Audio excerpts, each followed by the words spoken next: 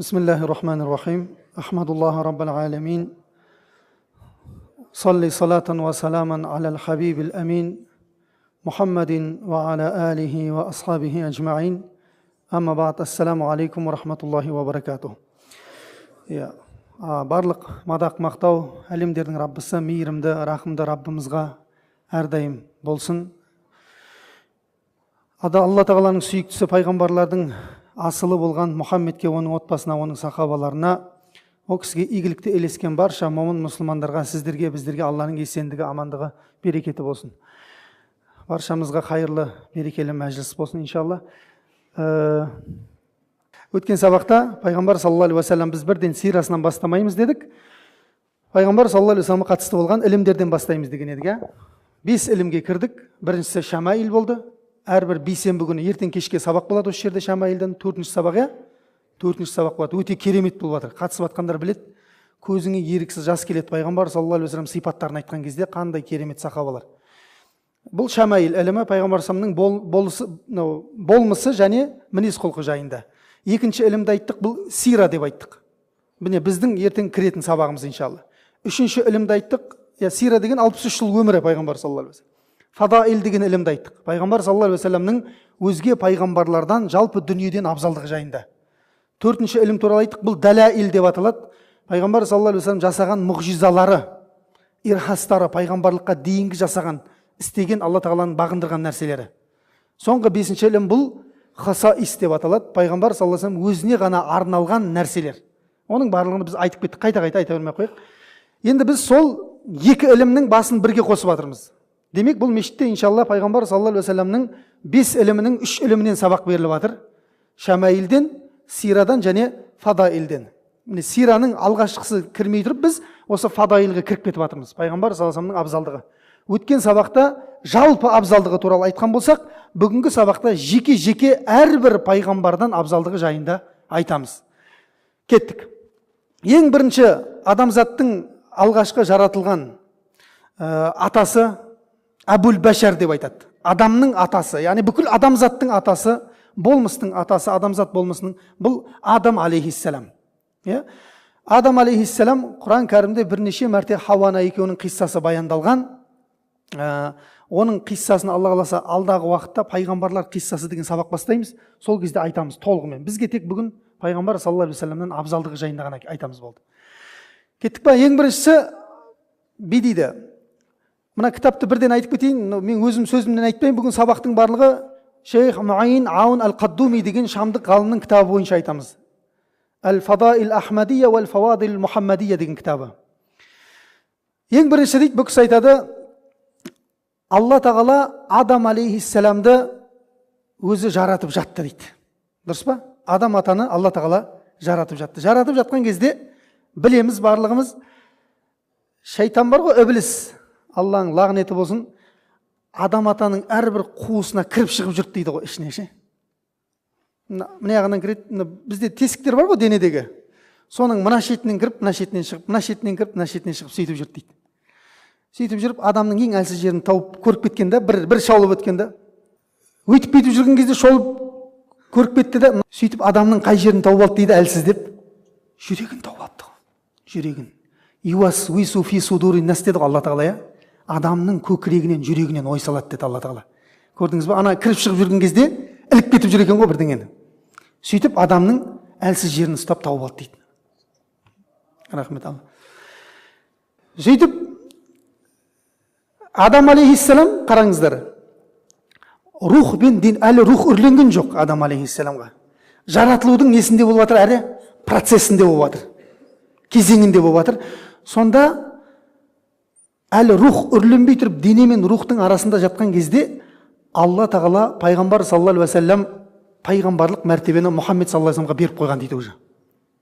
Көрдіңіздер ме? Пайғамбар саллаллаху алейхи ва саллям қайда әлі? Арасында пәленбай ғасырлар бар Адам ата екеуінің арасында. Бірақ алғашқы Әбул Башар, адамның атасы жаратылып жатқан кезде пайғамбар саллаллаху алейхи ва саллям келетіндігі жайындағы хабар не істеліп қойған екен, уже белгіленіп қойған екен. Ана қараңыздар. Бұл Алла елшісінің Адам атадан ең бірінші дәрежедегі абзалдығы дейді. Кеттік ары қарай. Түсінікті ғой?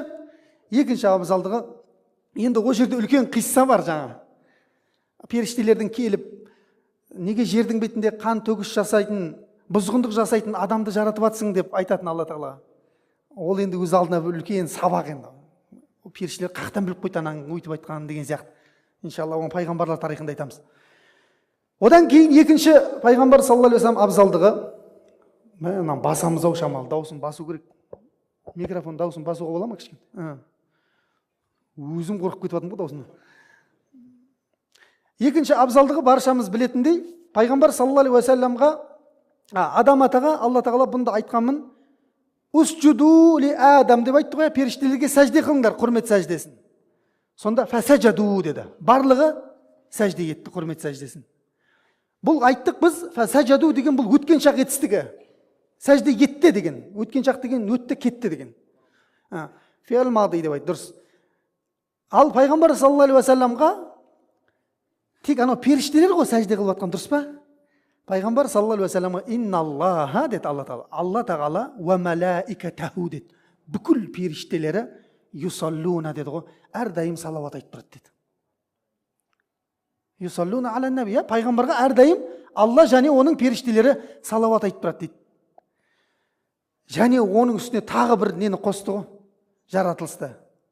«Я айюхаллазина аману», ей иман келтірген момындар, мұсылмандар, «Соллу алейхи ва саллиму таслим», сендер де пайғамбарға әрдайым салауат сәлем жолдап тұрыңдар деген аятты қосты сондай нені. Көрініп тұрмын ба жақсы? Демек, бұл процесс әлі не істеліп жатыр? Жалғасып жатыр. Қиямет күніне дейін пайғамбарға Алла және оның періштелері, момын мұсылмандар тоқтамай салауат айтып тұрады екен. Ал адам атаға сәжде қылды болды дейді. Ол өткен шақта өтті де кетті дейді. Қайсысы абзал болды айналып келген кезде? Пайғамбар саллаллаху алейхи вассалам абзал болып шықты дейді. Алла Тағала келесісі, үшіншісі. Алла Тағала адам атаны Құран кәрімде пайғамбарлықпен айтпаған дейді. Ла михатибул Құрану бин нубуа дейді. Ешқашан адам пайғамбар деген аят бар ма Құранда? Адам Алланың елшісі деген сияқты. Жоқ дейді. Тіпті ғұламалардың арасында кейбір көзқарастарда адам атаны пайғамбарлыққа кіргізбейтін ғалымдар бар. Пайғамбарлық кімнен басталады дейді? Идристен басталады деп айтатындар бар. Алейхиссалам. Сондықтан мына жерде енді қараңыздар. Алла Тағала ешқашан Адам алейхиссаламды пайғамбарлықпен айтпаған Құранда, біліп жүріңіздер. Бірақ адам деп атын айтқан. Ал пайғамбар саллаллаху алейхи вассаламның Мұхаммед деп атын айтқан және Расулулла деп айтқан ғой Алла Тағала. Жаңа ғана шам намазында оқыды ғой. Мұхаммадун Расулулла деді. Мұхаммед Алланың елшісі деп кесіп қойды Алла Тағала. Валлазина мааху ашиддау алал куффар рухамау байнахум деді. Оған ілескендер, онымен бірге болғандар қандай? Кәпірлерге, Аллаға қарсы шығушыларға тым қатал, өз араларында мейірбан деді Алла Тағала. Момын мұсылманның сипаты өз арасында қандай болу керек дейді Алла Тағала?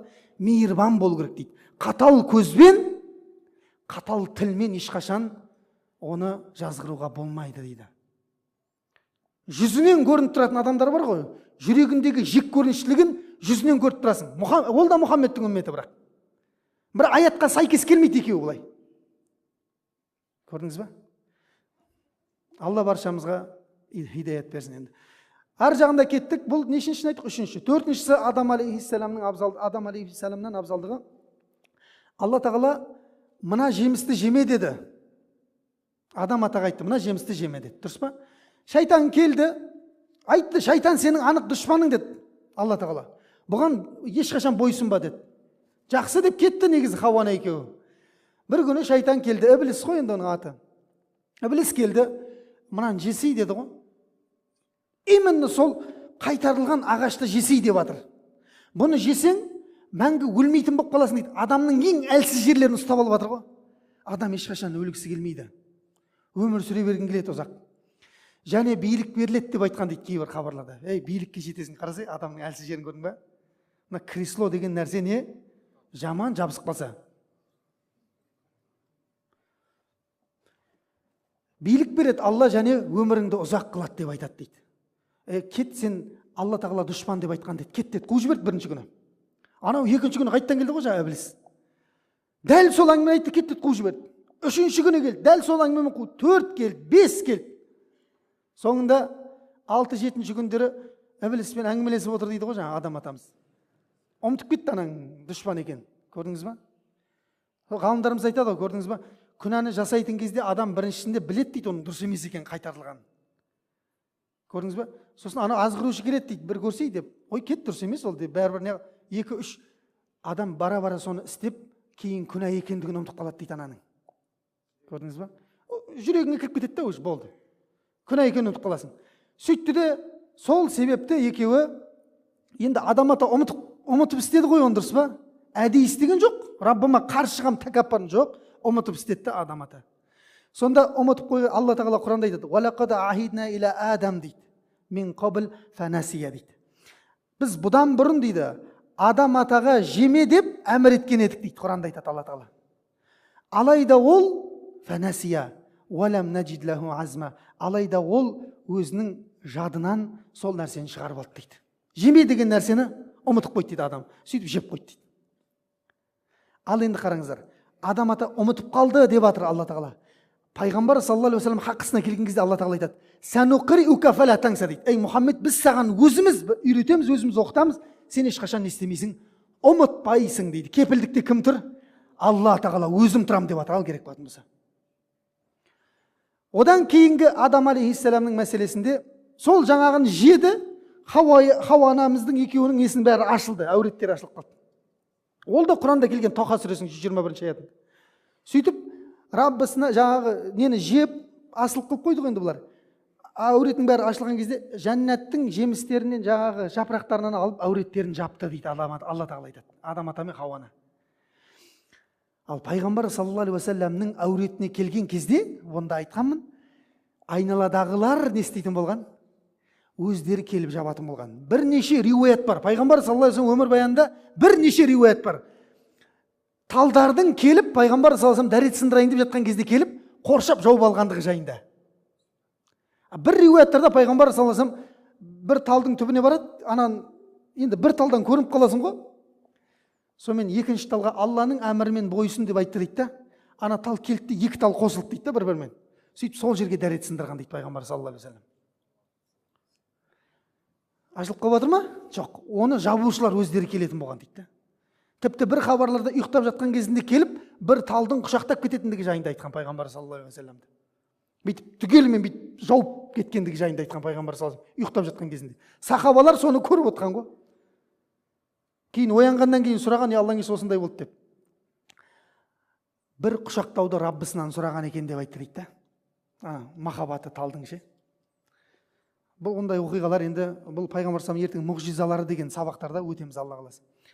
Одан кейінгі Адам алейхиссалам Құран кәрімде жаңағы оқиға байланысты сол оқиғаның төңірегінде кетіп жатыр бәрі. Ва аса адаму раббаху фагауа дейді. Алла Тағала айтады. Адам алейхиссалам Раббысына асылық қылып шалыс басып қойды дейді ана жерде. Ұмытып шалыс басып қойды дейді. Ал пайғамбар саллаллаху алейхи уассаламға келген кезде Алла Тағала айтады: "Ма долла сахибукум ва ма гауа" дейді. Сендердің жолдастарың, яғни Мұхаммед саллаллаху алейхи уассалам адасқан да жоқ, тура жолдан тайған да жоқ дейді. Ауытқыған да жоқ дейді. Көрдіңіздер ме? Алла Тағала оны біз тура жолға осылай сақтап қоямыз, Раббысына ешқашан қарсы келмейді деп жатыр Алла Тағала. Ана қараңыздар, қандай керемет нәрселерді айтқан. Мінекей бұл осы Адам алейхиссаламның пайғамбар саллаллаху алейхи уассаламнан мәртебе жағынан бәрібір төмендігін Алла Тағала аяттарда көрсетті бәрібір. Бұл деген сөз адам атаны төменге ұрып тастау емес, Құдай сақтасын. Бір нәрсені біліп алайық. Біз олардың барлығына түгелдей иман келтіреміз, бірақ мәртебе тұрғысында пайғамбар саллаллаху алейхи уассалам барлығынан жоғары тұрады. Кеттік ары қарай. Адам алейхиссаламнан кейінгі пайғамбар бұл Идрис алейхиссалам. Сахих хабарларда Идрис алейхиссалам деп айтады. Идрис білесіздер, өмір баяны туралы өте аз мағлұмат. Бірақ Алла Тағала Құран кәрімде Идрис алейхиссалам жайында айтады: "Вазкур фил китаби Идриса иннаху кана сиддиқун набийя" дейді. Кітаптағы Идрис пайғамбарды еске ал дейді Алла Тағала. Ақиқатында ол шыншыл пайғамбар еді дейді. Кетті ма? Пайғамбар деп жатыр. Елші деп айтқан жоқ Алла Тағала Идрис алейхиссаламды. Ал енді пайғамбар саллаллаху алейхи уассаламға не деп айтты? Я айюхар расул деп айтты. Ей елші деп жатыр. ана Идрис алейхиссаламды елші деп жатыр ма? Жоқ. Пайғамбар деп жатыр. Демек, ғалымдарымыз елші мен пайғамбардың арасында айырмашылық бар, білесіздер ғой? Пайғамбар саллаллаху алейхи вассалам пайғамбар да елші де болған. Идрис алейхиссалам тек қана пайғамбар болған дейді. Пайғамбар, нәби деген сөз, нәби, бұл пайғамбар деген. Бұл алдыңғы пайғамбарлардың шариғатына ілесуші адамды нәби деп айтады. Түсінікті ғой? Өзінің алдындағы пайғамбардың шариғатымен жүреді. Сол нені насихаттайды. Ал расул болатын болса, онда жаңадан шариғатпен түседі дейді. Пайғамбар саллаллаху алейхи вассалам шариғаты өзіне дейінгі бүкіл пайғамбарлардың шариғатын мансух қылған, яғни күшін жойып келген. Міне, Идрис алейхиссаламнан ең бірінші артықшылығы осы дейді. Екінші, Алла Тағала Құран кәрімде «Уарафа'наху маканан алия» дейді. Идрис пайғамбарды біз биік мекенге көтердік дейді. Пайғамбар саллаллаху алейхи уассалам Миғраж түнінде Идрис пайғамбармен қай көкте кездеседі? Нешінші көкте кездеседі? 2 ма, 3 ба, 4 ба? 4. Дұрыс айтады. 4 дегендер дұрыс айтты. Идрис алейхиссаламмен пайғамбар саллаллаху алейхи уассалам 4-ші көкте кездеседі Миғражда. 4-ші көк өзге пайғамбарлар үшін не болды? Биік мекен болды. Яғни үстем, мәртебесі жағынан биік мекен болды. Ал пайғамбар саллаллаху алейхи уассалам жанында ол не болмады? Биік мекен болмады. Пайғамбар саллаллаху алейхи уассалам 5-те кіммен кездесті? Харунмен кездесті. Әлі дұрыс білмейді екенбіз ғой. 6-да Мұсамен кездесті. 7-де Ибрахим алейхиссалам. 8-де жоқ қой, 8-де ешкім кездесті. Одан ары қарай кейін Сидратул Мунтаха деген жерге дейін барды. Одан ары қарай ешкім өткен жоқ. Кімнен басқа? Мұхаммед саллаллаху алейхи уассаламнан басқа. Алла сондықтан «Уарафа'на лака зикрак» деді Алла Тағала. Пайғамбар саллаллаху алейхи вассалам хақысында. Мұхаммед, біз сенің атыңды, есіміңді, өзіңді үстем етіп қойып қойғанбыз дейді, болды. Ешкім оны ешқашан түсіре алмайды. Қаншама пайғамбардың атынан жаман әңгіме айтыла берсін, ешқашан Мұхаммед саллаллаху алейхи уассаламның мәртебесін ешкім түсіре алмайды. Раббысы оны көтеріп қойған өйткені. Одан кейін Идрис алейхиссаламнан тағы бір артықшылығы дейді. Идрис пайғамбар адам атадан кейінгі пайғамбар деп аталған тұңғыш не екен? Тұңғыш кісі пайғамбар екен. Ал пайғамбар саллаллаху алейхи тағы да келтірген, пайғамбар саллаллаху алейхи вассаламның пайғамбарлығы Идрис алейхиссаламның әкелерінің әкесі жаратылып атқан кезде беріліп қойған дейді. Адам ата рух пен дененің ортасында болған кезде пайғамбарлық мәртебені беріп тастаған дейді. Тағы бұл бұған да дәлелге келеді екен. Және Идрис алейхиссалам, біле жүріңіздер, бұл Ибн Хиббанның хадис жинақтарында келеді. Жер бетінде тұңғыш рет қаламменен параққа бетіп жазуды жазған кісі, әріптерді құрастырған кісі кім? Идрис алейхиссалам дейді. Қаламды бұлай қышырлатып қойып жазған кісі Идрис алейхиссалам болатын болса дейді. Ана ғалымдарымыз айтады, пайғамбар саллаллаху алейхи уассалам мынау дүниедегі қалам емес дейді. Миғражға шыққан кезде анау Раббысының құзырындағы тағдырдың тақталарына жазылып жатқан қаламдардың дауысын естіп өтті дейді қасынан. Бұл да пайғамбар саллаллаху алейхи уассаламның Идрис алейхиссаламнан абзалдығын білдіреді дейді. Кетті ма Идрис пайғамбар? Бұлай көңілге қонымды ма, қанағаттанарлық ма? Сөйтіп айтып қойсаңыздар енді, ғалымдар ше. Ғалымдардың еңбегі ғой. Кеттік. Нух алейхиссалам дейді. Нух алейхиссалам білесіздер 950 жыл ғой, басталады ғой, 950 жылмен басталады ғой әңгіме. 950 жыл шақырды, факаззабуху деді. Қауымы бәрібір өтірікке шығарды деді Нух пайғамбарды. Бәрібір өтірікке шығарды деді.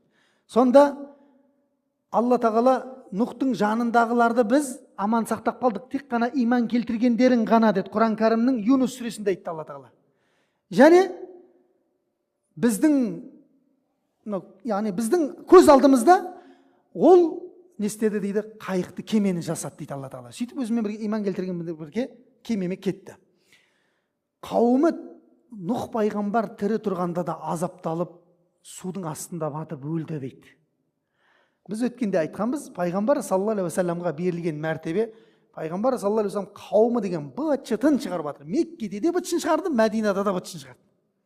Сонда пайғамбар саллаллаху алейхи вассалам қауымы жермен жексен болып азапталып кетті ма? Жоқ. Алла тағала وَمَا كَانَ اللَّهُ لِيُعَذِّبَهُمْ وَأَنْتَ فِيهِمْ дейді. Ей Мұхаммед, сен олардың ішінде тірі тұрған кезіңде Алла оларды азаптамайды дейді. Сенің құрметің үшін деді. Одан кейін мынау Нух алейхиссалам дұға қылады. Нұх сүресін оқып жүрген болсаңыздар, وَقَالَ نُوحُ رَبِّ لَا تَذَرْ عَلَى الْأَرْضِ مِنَ الْكَافِرِينَ دَيَّارَ дейді. Раббым, мына жер бетінде өзіңе қарсы шығатындардан бірде-бірін қалдырмашы деді. Құртшы бәрін деді. Алла тағала дұға қылып жатыр. Нұх пайғамбар болды енді, шаш ағартты, мынау шашты ағартты қауым дейтін. Өйткені бұлар кәпірден басқа ештеңе тумай жатыр деді ғой. Енді қараңыздар. Пайғамбар саллаллаху алейхи уассаламның өмірбаянында екі кезең бар. Өміріндегі ең екі ауыр кезең бар. Біріншісі Меккеде қай кезең? Таиф күні. Екіншісі деп айтсаңыздаршы, Ухуд. Мәдинада. Меккеде біреу, Мәдинада біреу. Жақсылап түсіріп алыңыздар. Сонда қараңыздар. Пайғамбар саллаллаху алейхи вассалам Таифтан шығып келе жатыр. Білесіздер, 4-5 шақырым бойы таспен ұрғылады, үсті басының бәрі қара қан. Раббысына сондай өзінің әлсіздігін айтып дұға қылды. Алла тағала оның дұғасына азғантай уақыттың ішінде жауап берді. Қарнул Маназил деген жерге жеткен кезде Жабраил періштемен тау періштесі келді. Сөйтті де Мұхаммед тау періштесін жіберді. Алла тағала сенің дұғаңды есітті деді. Енді сөйлесе бер деді. Сонда тау періштесі, ей Мұхаммед, бұйыр маған деді. Мен ақшабайын да әкеліп үстіне қойып қоям Таифтың деген кезде пайғамбар саллаллаху алейхи вассалам не деді? Аллахумма хди қауми деп айтты дейді ғой. Я Алла, бұл қауымды тура жолға сала көрші. Фа иннахум ла я'ламун. Бұлар менің пайғамбар екенімді әлі білмей жатыр. Ей тау періштесі, сен келген шаруаңмен кете бер өзің. Келдің, ол шаруа бітпейді, бәрібір кете бер деп айтады дейді. Бұлардың ұрпақтарынан Аллаға иман келтіретін адамдар шығатын шығар деп мен үміттенемін деді пайғамбар саллаллаху алейхи вассалам. Көрдіңіз ба? Қан жоса 10 күн бойы иманға шақырды. Бірде-бір адам иманға келген жоқ.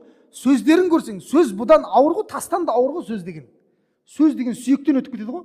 Тас кейбір сүйектеріңе тимейді ғой, еттеріңе тиеді ғой. Не деп айтты білесіздер ғой? Қатырыпты Құдай деді. Құдай сені пайғамбар қылса қатырыпты деді. Сенен басқа адам таппай қалды ма деді, Таифтағылар айтты ғой. Құдай сені пайғамбар қылған болса қағбаның жыртысын жыртып тастапты онда деді. Үшінші айтады дейді, сенің пайғамбарлығыңа иман келтірейін не, келтірмейін не, бір тиын маған деп айтады. Бір тиын сенің пайғамбарлығың. Сондай ауыр сөздердің бәрін мойнына жүк қылып алып, оның үстіне таяқ жеп, соңында жазалауға келген кезде бұларды Алла тура жолға салшы деп дұға қылып жатыр. Рахым сондай пайғамбар. Қараңыздар, енді сол тағы бір артықшылығын қараңыздар. Нұх пайғамбар 950 жыл шақырғанда басым риуаяттарда 20-ға жетпейді дейді адамның саны иманға келген. Демек кемеге мінгеннің көбі жануарлар болып тұр ғой, адам емес. Жұп-жұбымен жануарлардан мінгізіп алды ғой. Адамның қасында сонда бәрібір жануар жақсы болмайды. Адам бәрібір акрамна дейді, Алла тағала адамды не құрметті қылып жаратып қойғанбыз деді. Өзіміз төмен түсірмей қояйық. Бірақ иман келтірген адамның мәртебесі, келтірмеген адамның мәртебесі бәрібір жағдай қиын. Хайуаннан айырмашылық жоқ дейді ғой, кейбіреулер айтады ғой. Хайуанда ішет жейді шат дейді. Ол да ішет жейді шат дейді. Хайуандар қайта истиғфар айтып тұрады дейді. Салауат айтып тұрады дейді. Бұда ода жоқ дейді. Бар ғой, дұрыс па? Хайуандар айтпай ма әлде салауат? Бүкіл жаратылыс көк пен жердің ортасы Раббысын тасбих қылып тұрады дейді Алла тағала Құранда айтады. Қандай жаратылыс болса да, шөп болса да, ағаштың жапырағы талып, барлығы Раббысына не айтып тұрады? Истиғфар, тасбих айтып тұрады. Сіздерге де тасбих айтып жатыр қазір, білесіздер ма? Кімдер? Жалғыз ба не? Періштелер, құстар, судың астындағы балықтар, жердің бетіндегі бүкіл хайуанаттар ілім талап қылып келіп тұрғандарыңыз үшін истиғфар айтып тұрады дейді пайғамбар хадисінде. Мына олардың бәрі бостан босқа жаратылмаған екен демек. Судың астында қанша балықтың түрі бар білесіздер ма? Қойш, мир животный көрмегенсіздер ма не? Өтірік айтам, жоқ, ол ешкім білмейді оны. Санын күн сайын жаңа бірдеңе шыға береді дейді судың астында да. Санын ешкім білмейді, оны неге жаратып жатыр, оны не істеп жүр десек, оның бәрі біз құсағандарға, ілім алушыларға тасбих айтып тұр екен ғой. Үйге қайтқанға дейін Алла жаңағы бүкіл бұйырып қойған солай, олар қалама солай тасбих айтып тұрады. Құдай қаласа кешіріліп шығасыздар мына жерде иншалла. Сол жаңағы 950 жыл шақырды, мен тақы кетіп қалғам. Ал пайғамбар саллаллаху алейхи ва саллям неше жыл шақырды иманға? Кім айтты 23 жыл шақырды?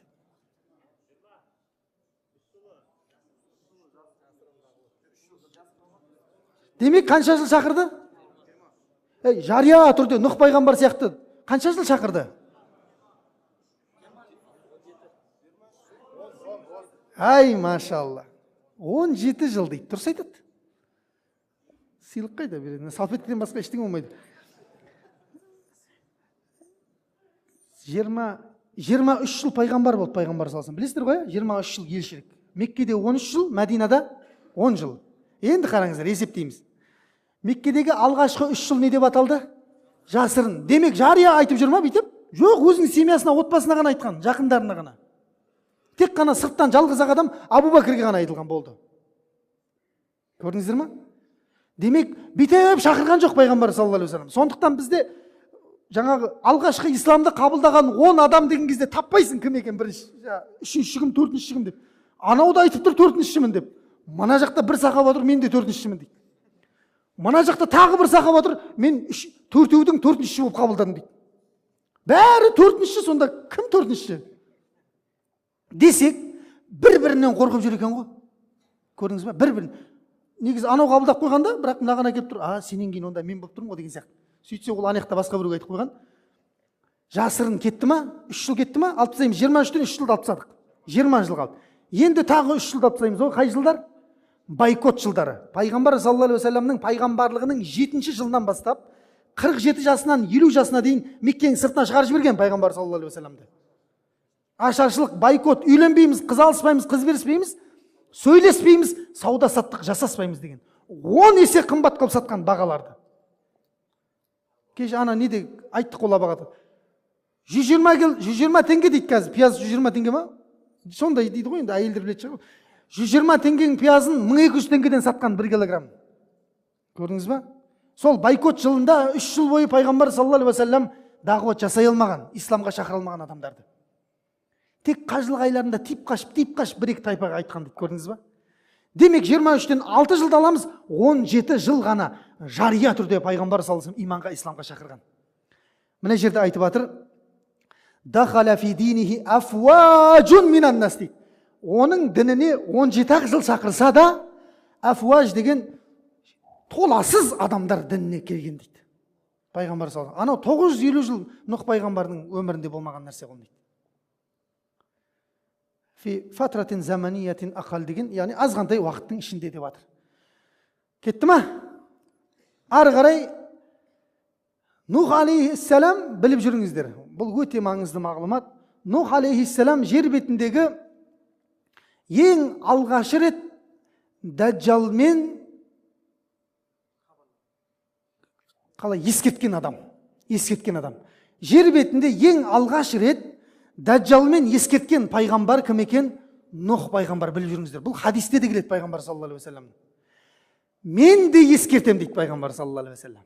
Бірақ екеуміздікі екі түрлі дейді. Ал қара, қызық басталды. Нұх пайғамбар қауымына ескертіп жатыр.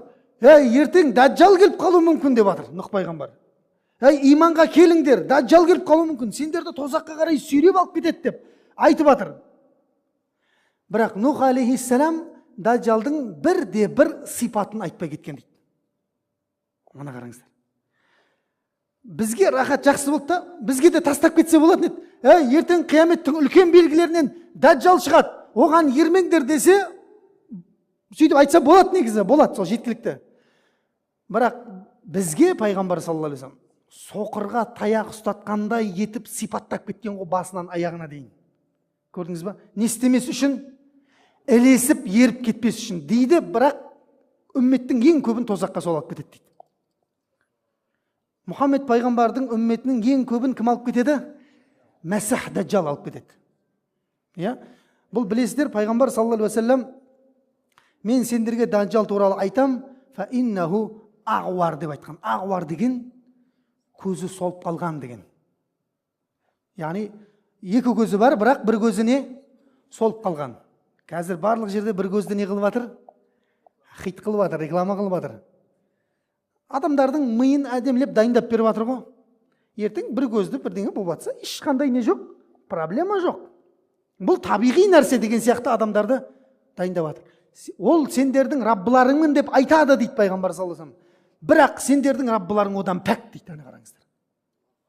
Оның бір көзі бір хабарда оң көзі дейді, екінші хабарда сол көз дейді. Қалай болса да бір көзі солған жүзім сияқты дейді, андай қалай ақ біткен көз сияқты ғой, бір көзі ақ біткен көз сияқты. Сондай жалпақ адам дейді, қызыл өңді, хадистерде келген, маңдайында кафір деген жазуы бар дейді. Ана қарасаңшы, соған дейін айтып кеткен ғой, шатасып қалып жатсаңдар. Оны әрбір сауаты бар адам, сауаты жоқ адам оқи алады дейді. Көрдіңіз ба? Маңдайындағы кафір деген жазуды оқи аласыз да. Сөйтіп ол келеді дейді. Жердің бетінде 40 күнге ғана келеді дейді. Болды.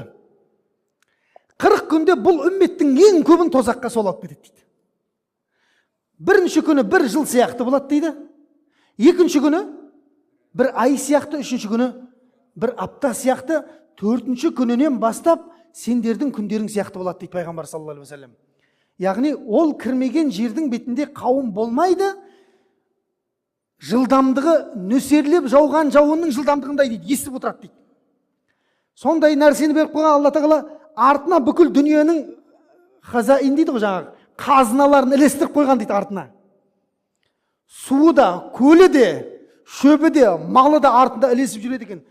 Ол шығатыннан бұрын жердің бетінде өйткені жұт болады дейді, қараңыздар. Адамның әлсіз жерлерінен ұстап алады да бұл.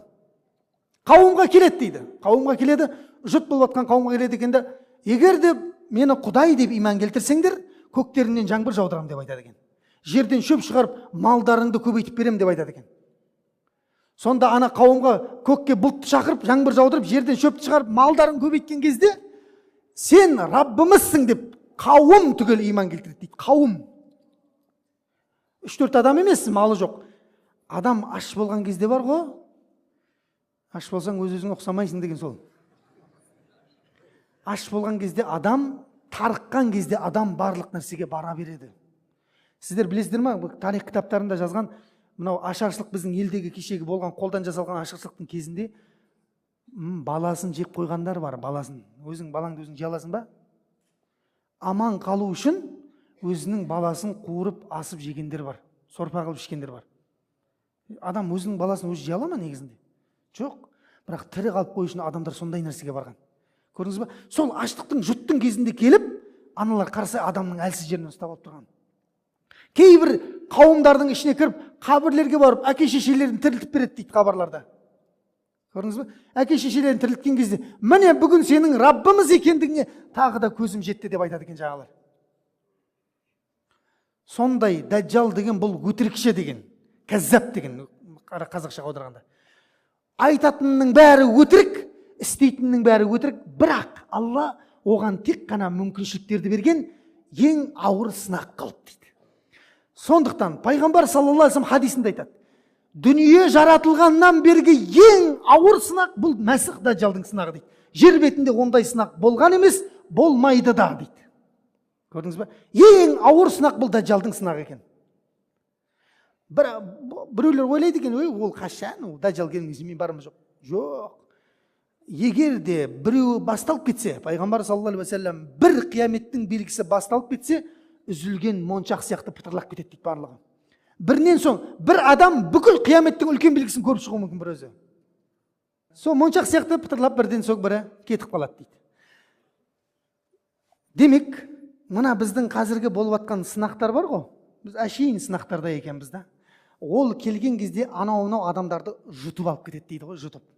Пайғамбар саллаллаху алейхи вассалам айтады, оның жанына келген адам екі нәрсені көреді дейді.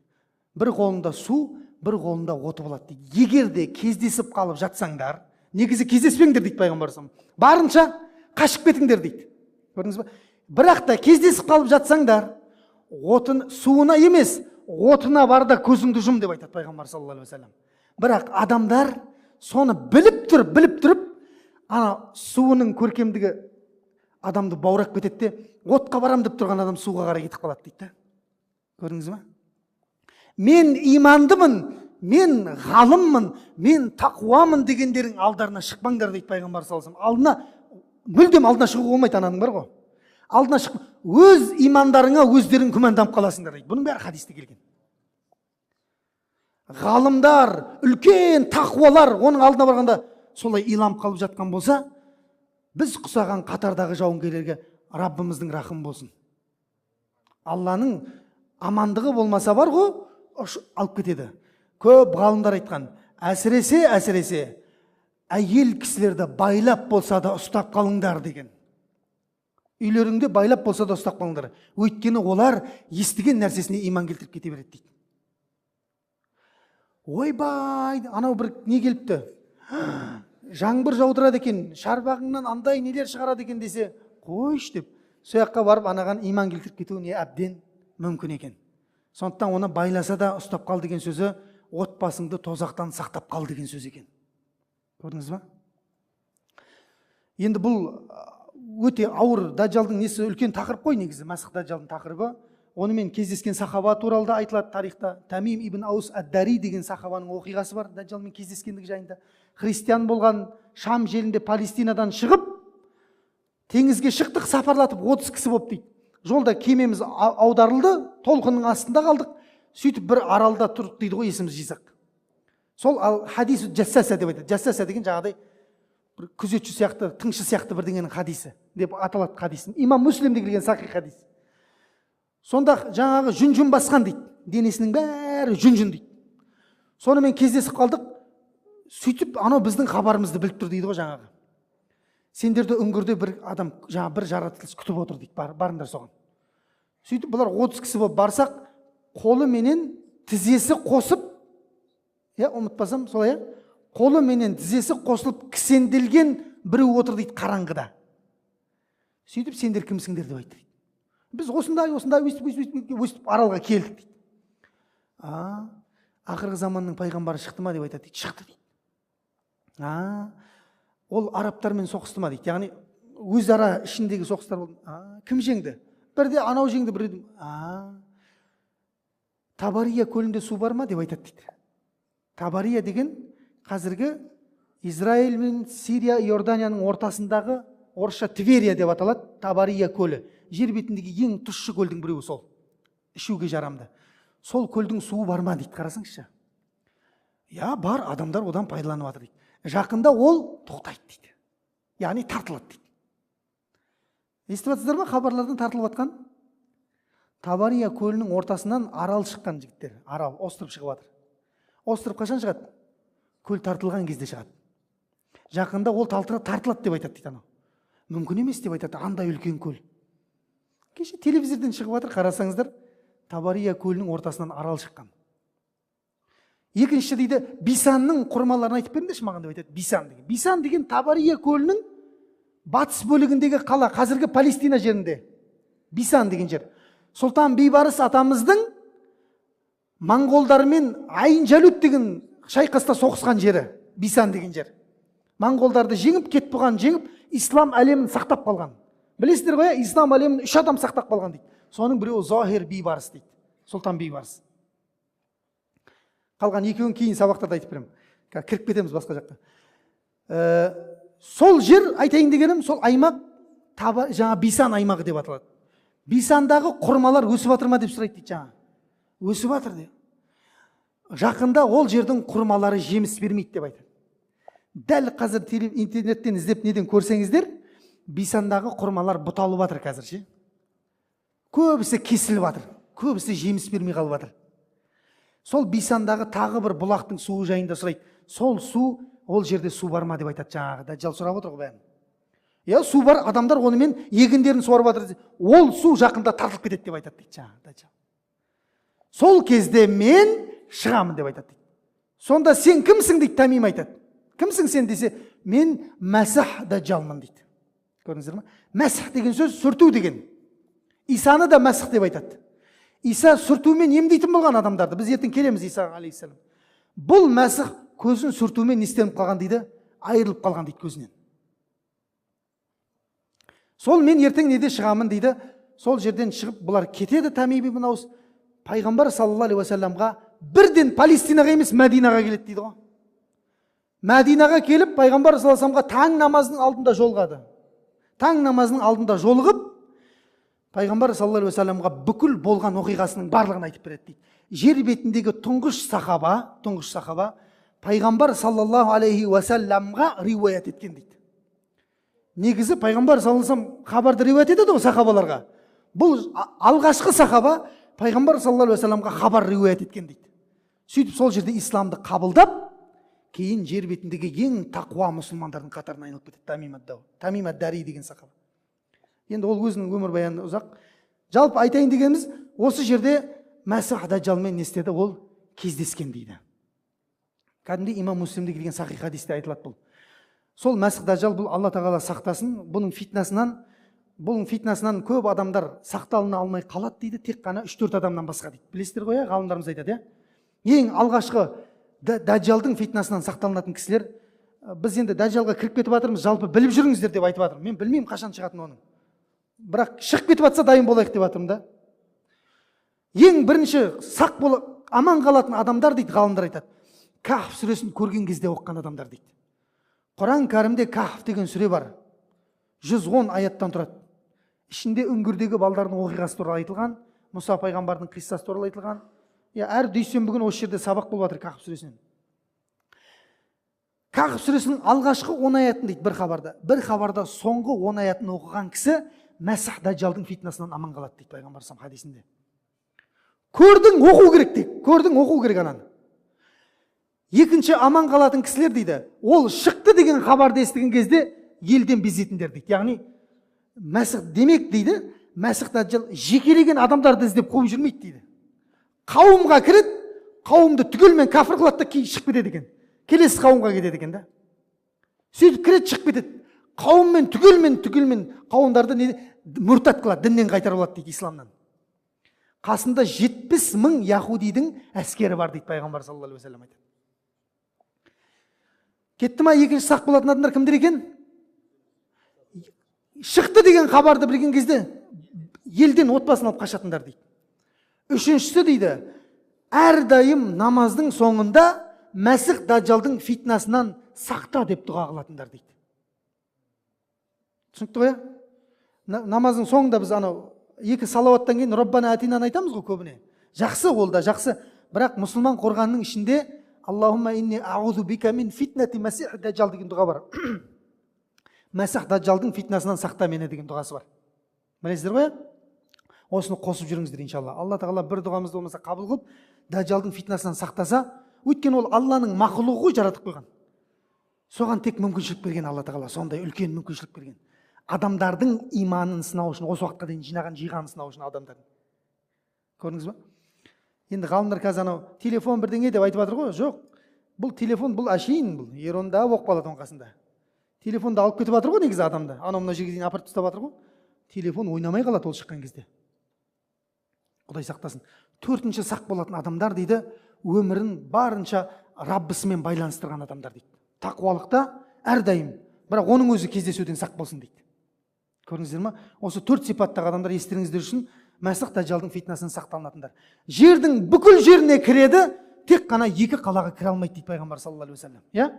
Біреуі Мекке, біреуі Мәдина. Қашан ол 2 қалаға жақындаса, қылышын жалаңдатқан періштелер ол жерден қуып шығады дейді оны. Бірақ Құдайдың құдіреті, қараңыздар. Бірақ дейді, ол 2 қала өзінің ішіндегі мұнафықтарды сыртқа өз шығарып береді дейді бәрібір. Мәдина қаласына барған кезде, умрада жүрген кезімізде Сабха деген жер бар. Хадисте келген. Пайғамбар саллаллаху алейхи вассалам хадисінде келген Сабха деген жер бар. Мәдинаға умраға барсаңыздар, Мәдинаға барған кезде сол жерге таксистер апарат айтсаңыздар. Сабха деген жер Мәдинаның сыртындағы Мәсіх Даджалдың Мәдинадан шығатын мұнафықтарды күтетін жері. Аялдама. Место встречи дейді ғой. Сол жер.